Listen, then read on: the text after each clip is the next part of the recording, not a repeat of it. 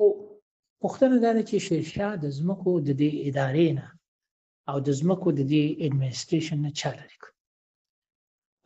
ویل کېږي چې د شیرشاه مېرنۍ کشره مور چې په خټه باندې ده وه او پلار ته ډېره زیاته ګرانه وه، حسن خان ته ډېره زیاته ګرانه وه، د هغې د شیرشاه سره ډېره ګرانه وه. هغې په شیرشاه کې هغه پوټینشل لیدل، هغې په شیرشاه کې د شیرشاه زړورتیا لیدله، د شیرشاه تدبر یې لیده، نو هغه د شیرشاه نه ډارېدله او هغې پلار ته لمسه یې ورته وکړله، چغله یې ورته وخوړله او پرله پسې په بیا باندې به هغې د شیرشاه پلار ته چغله خوړله او د شیرشاه پلار چې دې ته اړ شو چې شیرشاه د ځمکو د ادارې نه لرې کړي، نو شیرشاه بیا ځمکه پرېښودله، د پلار ځمکې پرېښودلې، شیرشاه اداره پرېښودله.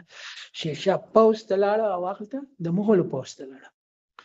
او پوځ د هغه لپاره ښه شو، ځکه چې هغه په پوځ کې دننه د قومندان یا د کمانډر له مقام نه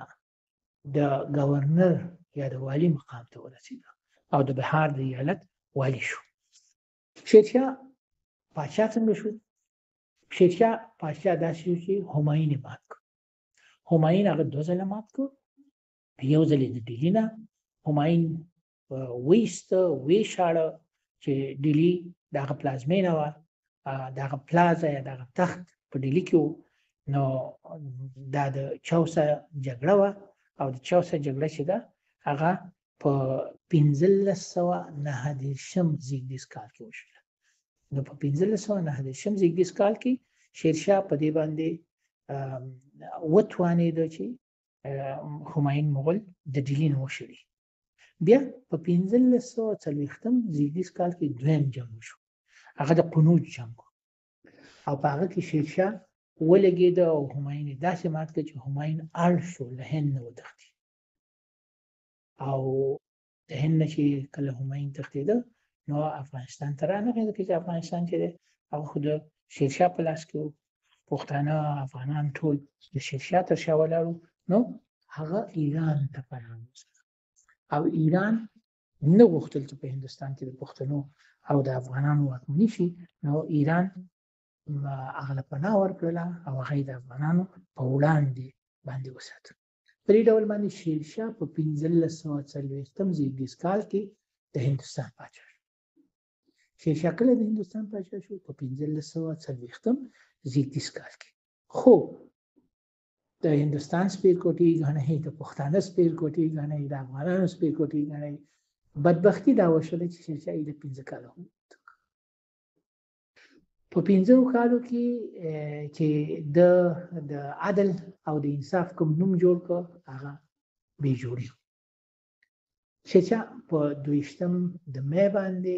په 1545 زیږدیز کال کې د کالنجر په قلعه کې حق ته ورسېد. څنګه حق ته ورسېد؟ باروت اور اغستی و، د فوجیانو هڅه کوله چې هغه مور مړ کړي، د هیڅ کله خپل فوج چې دی دا هیڅ کار ته هیڅ شي ته یوازې نه دی پرېښی، دی ورسره لاړ، دی د فوج مشر و، د فوج لیډر و، نو دی لاړه او دی ډېر زړور سړی و. نو له بده مرغه باروتو په ده باندې اور واغسته او دی حق ته ورسېد. خو شیرشاه مړ شو، لیکن عدل چې کوم شیرشاه کړی و هغه مړ نه شو. د شیرشاه عدالت د یوې بیلګې په توګه باندې هند ته پاتې شو. د شیرشاه حکومت د یو عادل حکومت په توګه باندې په تاریخ کې ثبت شو، په تاریخ کې ولیکل شو. شیرشاه چې په دې 15 کالو کې په هندوستان کې څومره اصلاحات کړي وو او څومره سمونې کړي وي، دومره سمونې مغولو خپل ټول د مغولو ټولې کورنۍ ټول واکمنو نه وي کړي. او مغول ګورې د بابر نه واخله تر بهادر شاه ظفر پورې په هندوستان باندې واکمن وو. د مغولو بیلابیل پاچاهان 15 پاچاهان 2 پاچاهان دا تیر شوي دي په دې موده کې او هر یو تن چې دی ښه په اوږدو باندې حکومت کړی دی. لیکن شیرشاه چې کوم کارونه په 15 کالو کې کړي وو هغه مغولو په ټول وخت کې ونه کړل. د شیرشاه د ځمکو اصلاحات اکبر چې د مغولو پاچا و هغه خپل کړل، انګریزانو خپل کړل، د د مالیې سیستم انګریزانو خپل او دا هم ویل کېږي چې د هند حکومت تر ننه پورې د بهار په ایالت کې د شیرشاه سوري د هغه کلي نه چې کوم د شیرشاه سوري کلی و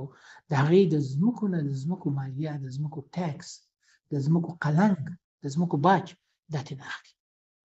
شیرشاه د ترانسپورټ په ډګر کې ډېر لوی کارونه وکړل. ګرینډ ټرنک روډ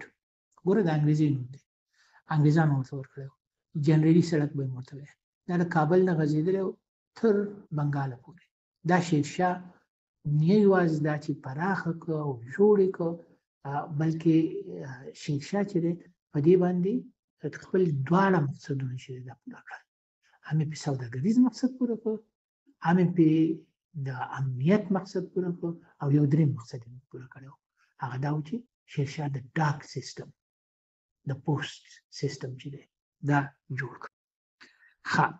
دا سړک چې دی دا د کابل نه غځېدلی و تر بنګاله پورې ټول شمالي هندوستان چې د شیرشاه واکمني ورپکې وه د دې سړک د لارې نه تړل کېده د ګرینډ ټرنک روډ د لارې نه یا د جنرالي سړک د لارې نه تړل کېده او د هندوستان موټروې نن هم د دې سړک په لارو باندې جوړه شوې ده. د شیرشاه په واکمنۍ کې چې کومې سیمې پرتې وې د شمالي هندوستان او د افغانستان او د پاکستان او دا ټول سیمې چې دي په دې سړک باندې تړل شوې وي.